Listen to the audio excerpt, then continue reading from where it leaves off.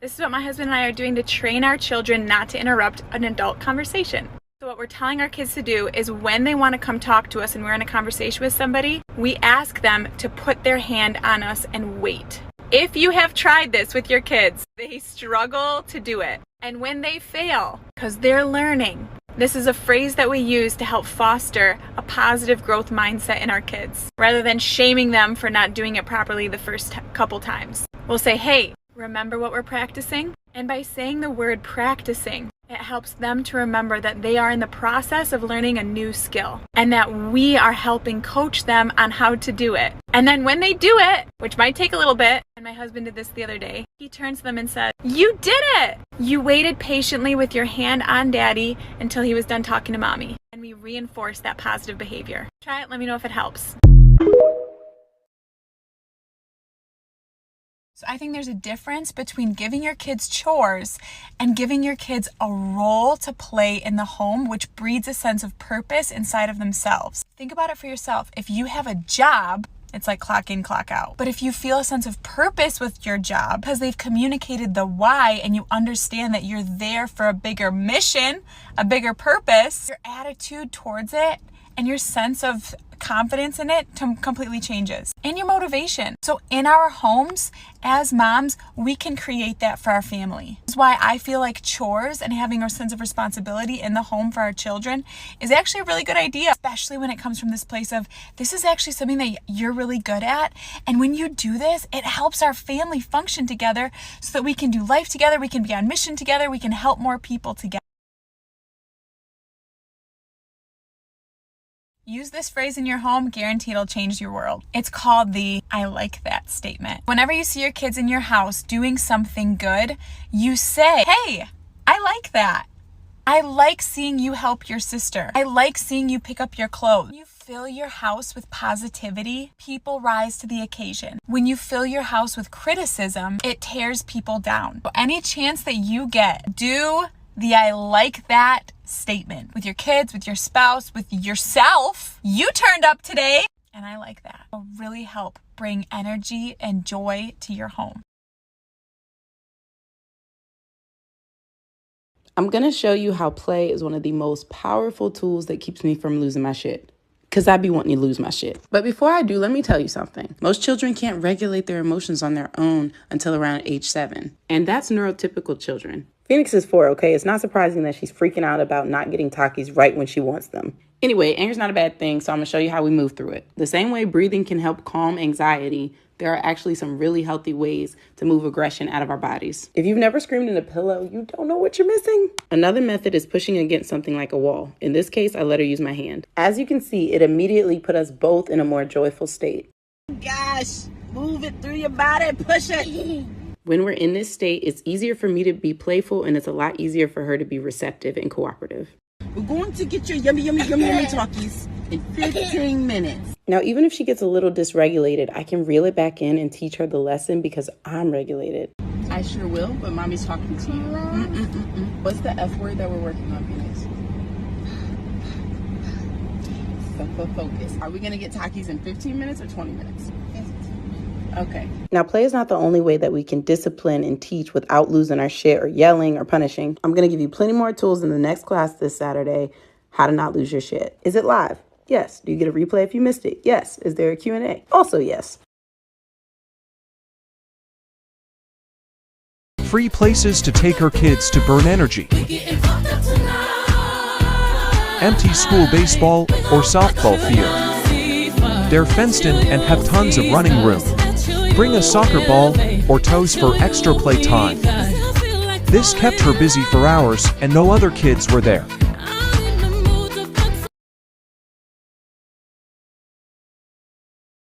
This is a hack for all of the parents out there that give their kids their phone when they need just like a moment of peace and quiet. So type in guided access, go to guided access, turn it on. You can set a passcode and just use the same passcode as your phone so you don't forget it. Then, when you go to watch a show, triple click. On the side button, you triple click. Yeah, on the power button, and then your baby can't mess with the screen at all. Look at that.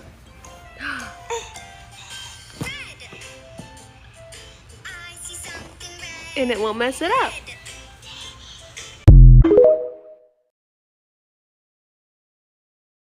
Here's how to tell if your baby is hungry, wants a passy, or something else. I use the Dunstan baby language model all the time with my patients, and as a first-time mom, this is my baby to a T. If your baby's hungry, they're gonna make this S sound. They need to burp, they're gonna make the S sound. If they're tired, they're gonna make this ow sound. If we have lower gas, we're gonna make this sound. And if they're uncomfortable, they're gonna make this sound. Learning about your baby's different cries is a true art form, something every mom deserves to be aware of. Hope this helps. Like and follow for more. Every second, every day, I spend hoping we never change. Loving you, never wait or hesitate to tell me what is on your mind. Your child says, I'm hungry or I'm thirsty, and you get them water, make them a snack. Of course, nothing's wrong with being hungry or thirsty and you accommodating it. But you want to help your child learn to communicate their needs clearly, and you want to avoid being your child's automatic fixer. Here's what I mean. I'm thirsty. I hear you. What would you like to do about it? I want water. Great. Can you get it yourself or you need help? I need help. Okay, I'm happy to help. But let's start over. You say, I am thirsty. I want some water. Can you help me get it, please? And I'll say, of course. This is not about manners. It's about helping your child learn there are no quick fixes provided by others, and that any fix requires their effort too.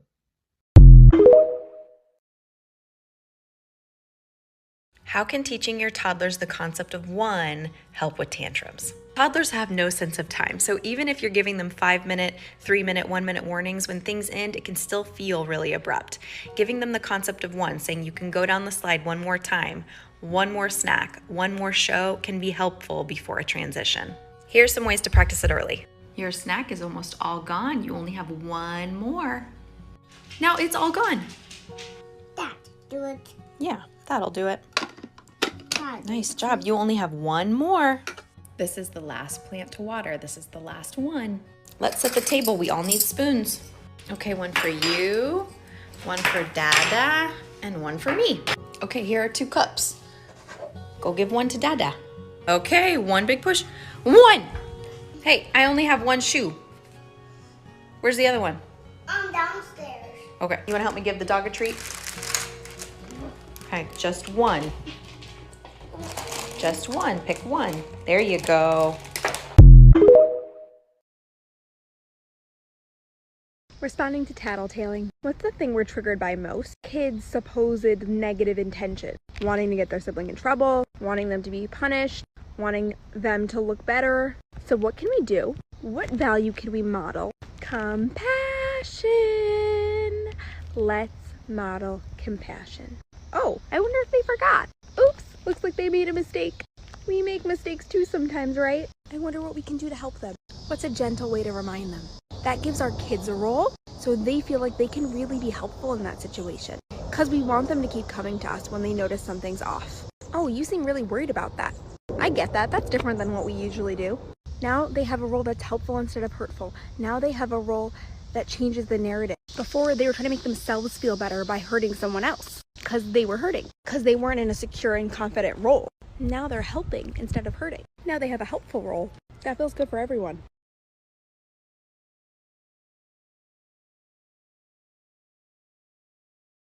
Public service announcement. If you have magnet tiles, they will stick to most garage doors. This will provide your kids with at least an hour of entertainment. Follow me for more tips on avoiding active parenting.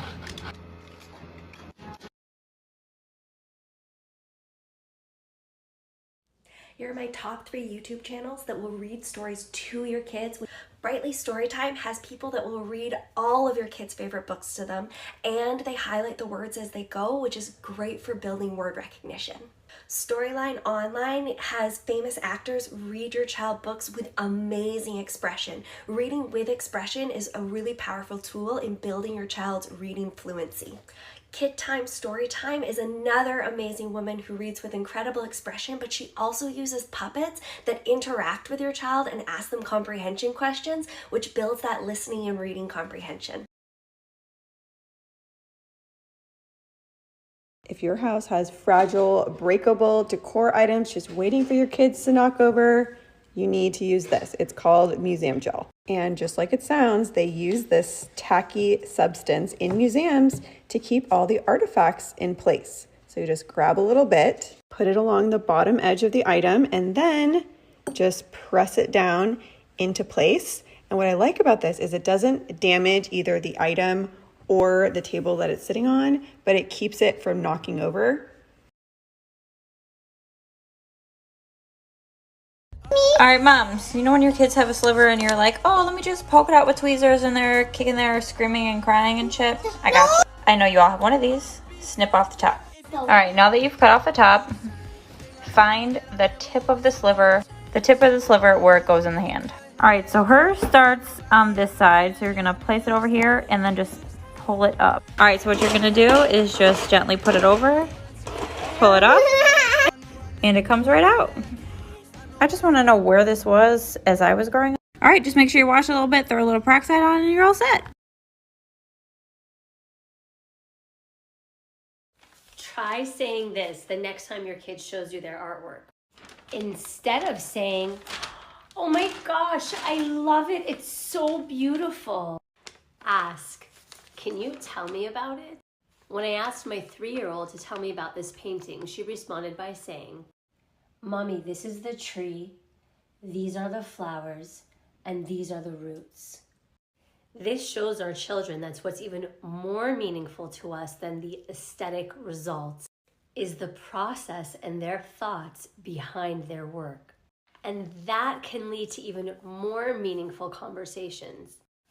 And then you can complement specific things such as how the details of adding the roots added to the piece or how the brushstrokes of the flowers being different really help them pop. Do your kids ever need help staying safe when they're doing physically dangerous things like climbing or jumping or flipping or things that scare you a little? Here's a tip. Our go-to is always to say, be careful. And what happens actually is we draw our kids' awareness away from their bodies and to us. And that's actually more dangerous, right? We want our kids to focus on their bodies. We want them to be aware of their bodies because that awareness is what's going to keep them safe. So the next time your child is doing something that scares you a little, try pointing out their actual body parts to them. Does your leg feel sturdy there? Where are you going to put your foot next? Think about where you're going to put your foot if you need to fall off. Draw their awareness back into their body. That body awareness that you're building is what's going to keep them safe. Have a good day. Since we like the truth about parenting, let's go through all the ages. 0 to 4 months, they kind of just sleep a lot. But if they have any issues, you panic because they can't tell you what they're saying and you're scared you're missing something. It tends to be a lot of unnecessary worry, unless it's not, and then it's a big worry. It's normal to worry. 4 months to crawling is the best stage. They stay still, they're very interactive. But as soon as they crawl, they're on a mission to put everything in their mouth. And they pretty much do this until they walk, which then they just change their mission to not only putting things in their mouth, but also climbing high on things, just to add another level of danger. And though you're exhausted during this time, this is the time in their life that they sleep the most. So it's very mentally exhausting. But you have more hours to recoup. Enter toddlers. I actually firmly believe every household needs a 2. Terrible 2s are not a thing for me. Don't get me wrong, 2-year-olds are terrible at times, but they're also really sweet. They're the only humans I will let bite me and hug me all within 60 seconds. Again, a very hands-on time of parenting. But they still do sleep a lot, which is nice. With your first one especially, you're going to be counting all the milestones those first 3 years. Have they met them? Have they met them? Have they met them? Have they met them? This fades with each child you have. And then you're like, eventually they'll do it, hopefully, I think so. 4, 5, and 6-year-olds are usually the most honest humans. They're typically going to tell you exactly what's on their mind in the moment that it's on their mind. They've not yet gained a filter, so they're pretty funny. And it's a lot easier to deal with hurt feelings because they're very honest about them. Between 7 and 8, they start to shut down those feelings and you have to pull them out of them a little bit more. The only way I can equate it is pretty much all children are kind of on like their own little acid trip until they're about 7 or 8. And then they become a more normal human being as their imagination takes a back seat and they start to figure out how to function. Which brings us into the awkward years, because they do not know how to function, and it is all trial and error. And between the ages of 8 and 12, they're learning social cues, but they do not know them yet, and they're trying them all out on you. Which means it's really important to help them sculpt them, but just know that it's going to be a really annoying process for you. Love them, love what they're saying, really try to pay attention and listen to them, because it's very easy to slough them off during these years because they can kind of maintain themselves. Now, if you do a good job between the 8 to 12 years, 12 to 14 tend to work a little bit smoother. Do not match their energy. They're going to get hyper insane. You stay calm. They're going to get angry. You stay calm. They're going to get whatever. You stay calm. You have to be their anchor. They're in a storm and they need you to anchor them. Don't match your energy and don't take it personal. Now, all of those years that I've just explained, you've walked alongside them holding their hand. Around age 14, you let go of their hand and you walk beside them until they eventually launch and walk off on their own. You need to initiate the separation process by reminding them how much you trust them. They're gonna make mistakes. They're gonna break trust. But speak life to them. I'm so glad you have that level of integrity, because then they'll have guilt when they don't. I'm so glad I can trust you. Again, they'll have guilt when they don't. You're adding a layer to their conscience so they can feel it, which will help sculpt their decisions as they grow. And eventually you will have amazing adult kids that you can laugh with.